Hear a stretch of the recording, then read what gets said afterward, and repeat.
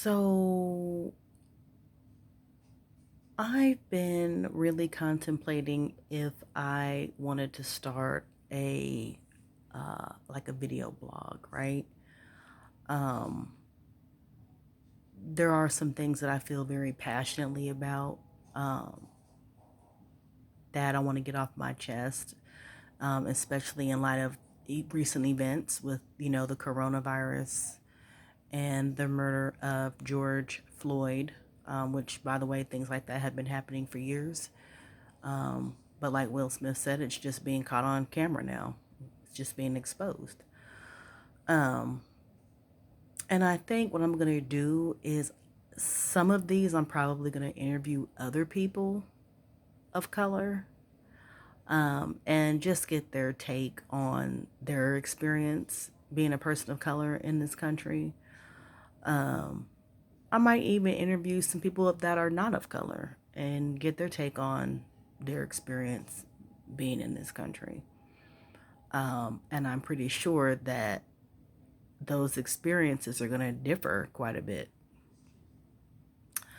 Um, but I, you know, I've been reading a lot of things on Facebook um, that I feel,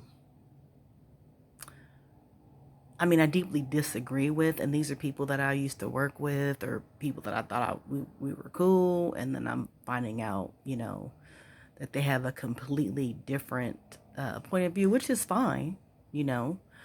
Um, you know, I kind of expect them to, being Caucasian, they're not going to see things the way that I see them as a person of color, and that's fine. But um, the thing is, we need to respect each other.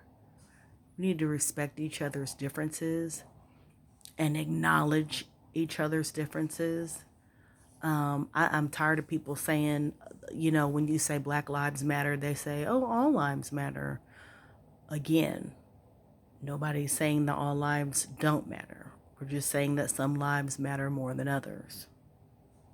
That's all we're saying. And Black lives, unfortunately, don't matter more than others, right? We want them to matter just as much as other lives do. Um, here's an example. So a few years ago, there was a white girl who was in the military. I think she was in the army. And I can't remember the details. I just know that she'd been injured. I don't know if she'd been raped. She survived and everything. And everybody was just, oh, blah, blah, blah. We're so glad, da, da, da, da. Meanwhile, her friend who was Native American, who had experienced, she might even been killed. Uh, she had experienced similar things before she died. She barely even was talked about at all, you know? Um, and it's just like, why is it when something happens to a certain group of people, white people, um, it's all this media attention. But when something happens to us, it's just like, oh, well, what did they do? They must have done something for that to happen, right? That's what everybody says when our black men are out here getting murdered, right, by the police or whatever. Well, he must have done something. Well, now you guys see George Floyd didn't do diddly squat but be black. And if he gave the clerk a counterfeit $20 bill, he probably didn't even know it. And he is deceased because of a fake $20 bill. So that $20 bill that was fake was worth more than his life, basically. Okay. And what I'm sick of is people being more concerned about animals, about dogs. Okay. When a dog is abused or something happens to an animal, they're more concerned about that than they are black men out here getting gunned down in the street. Okay.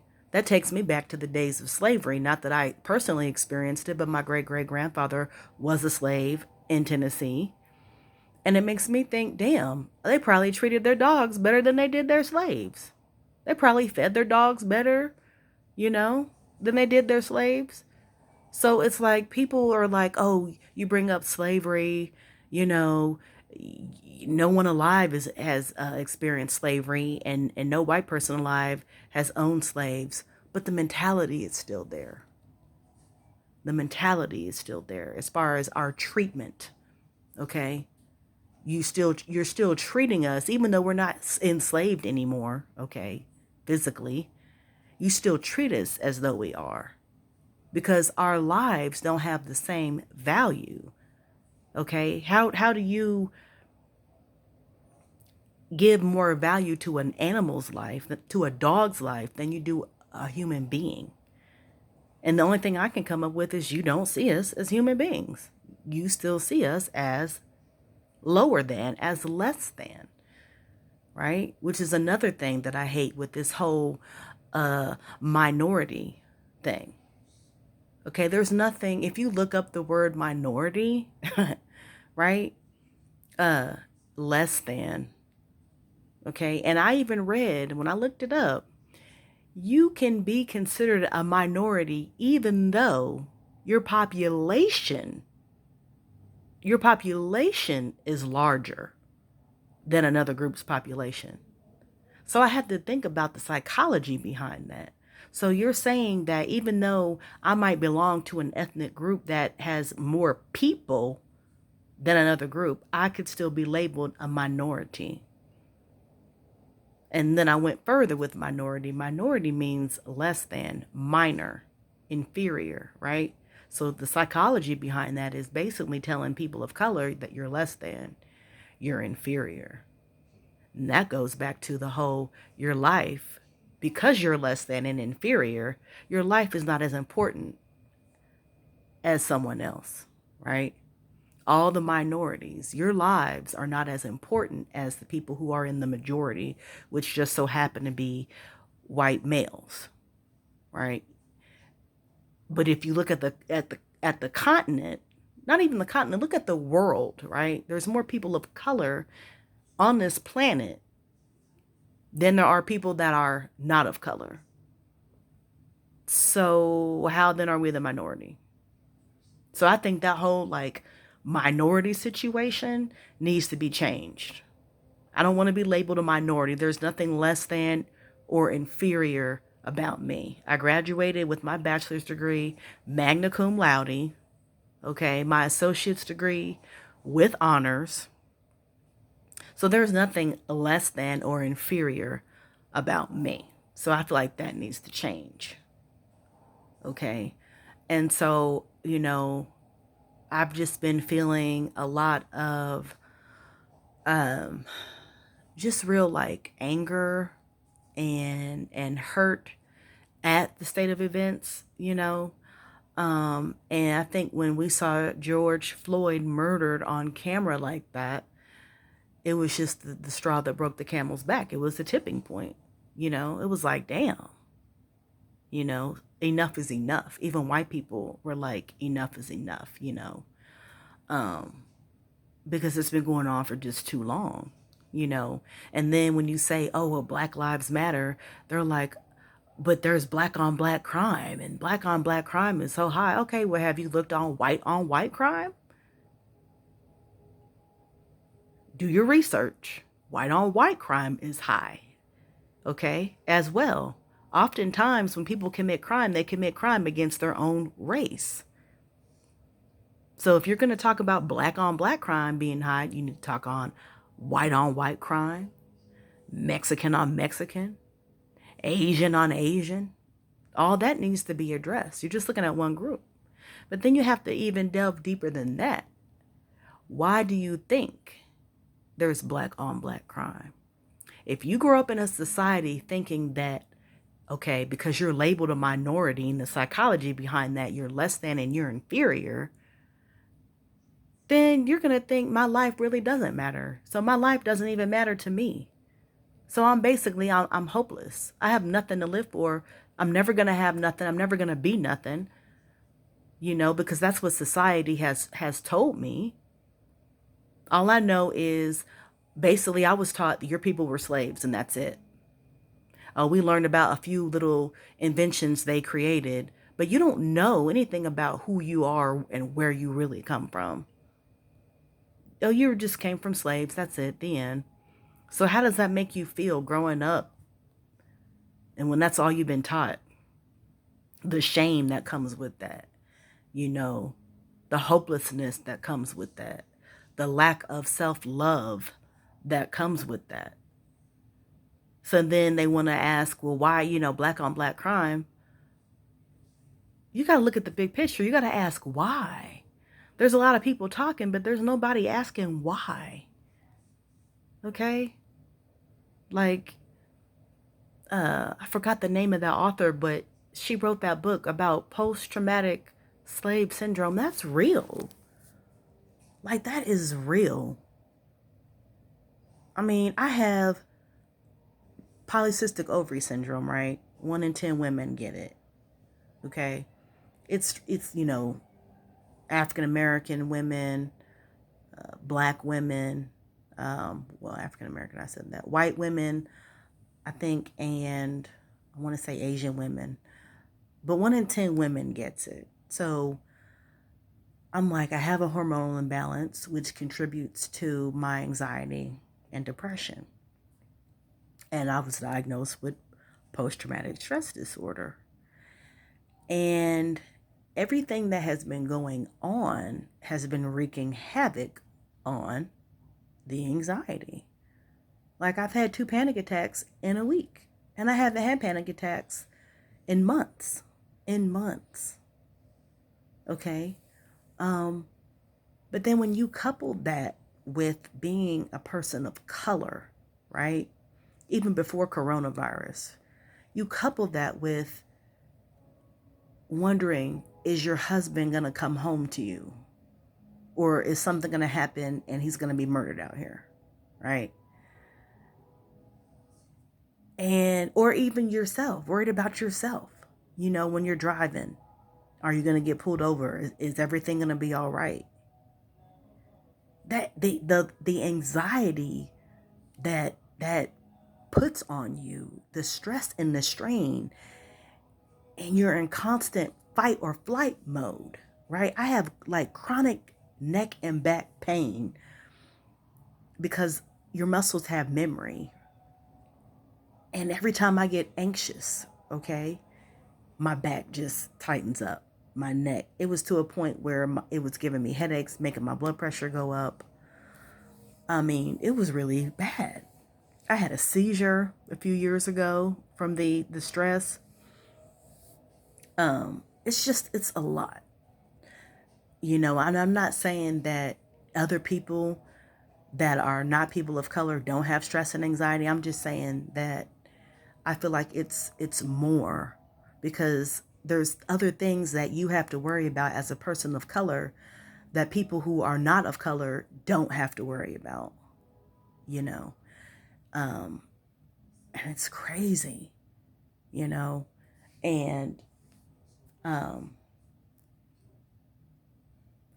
want things to be different. I want things to be fair.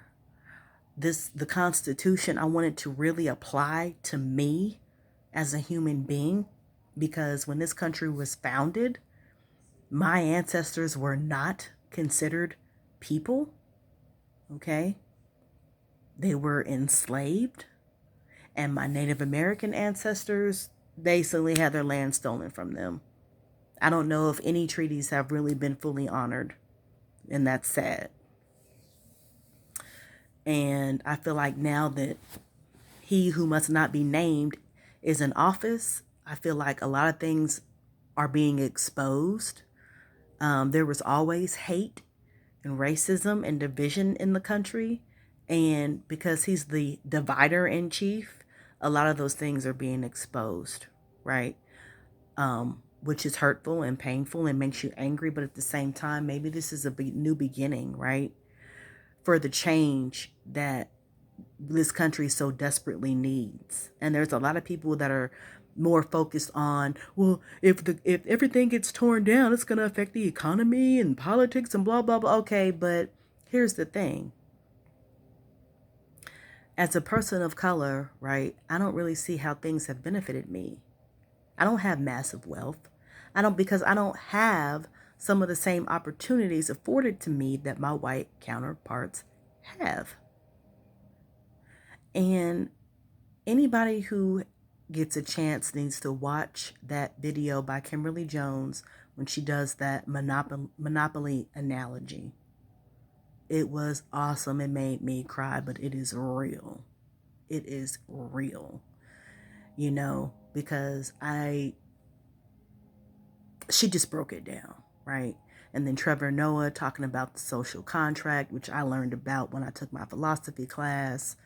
Okay, there is a social contract that when man left nature and joined society, there were certain things that man gave up that society was supposed to protect in exchange for him giving up those things. He's supposed to protect my property, my rights, my freedoms, And unfortunately, our society has not done that when it comes to certain groups of us. It has not done that. So if you don't hold up your end of the bargain, how do you expect us to hold up our end? That's not fair. And that's why all this is happening right now, because a lot of things have been going on for a long time that have not been fair, that have not been equal. And I'm hoping that through everything that is happening, that some real change, not just painting Black Lives Matter murals places and changing names of streets to Black Lives Matter, but actually making real laws, right, that make real change. I'm talking about in criminal justice. I'm talking about in healthcare. I'm talking about in the financial market. I'm talking about in housing. I'm talking about basically in everything. Things need to change. They need to be equal. They need to be fair. Because the way it's been going, this is unacceptable. It's unacceptable. So I'm almost out of time here. I'm going to see if I had to figure out how to make these videos longer, but I just had to get my thoughts out on video, and eventually I'll start posting some of the stuff. My hair looks a mess, so next time I'll look better. All right, you guys have a good night. Stay blessed.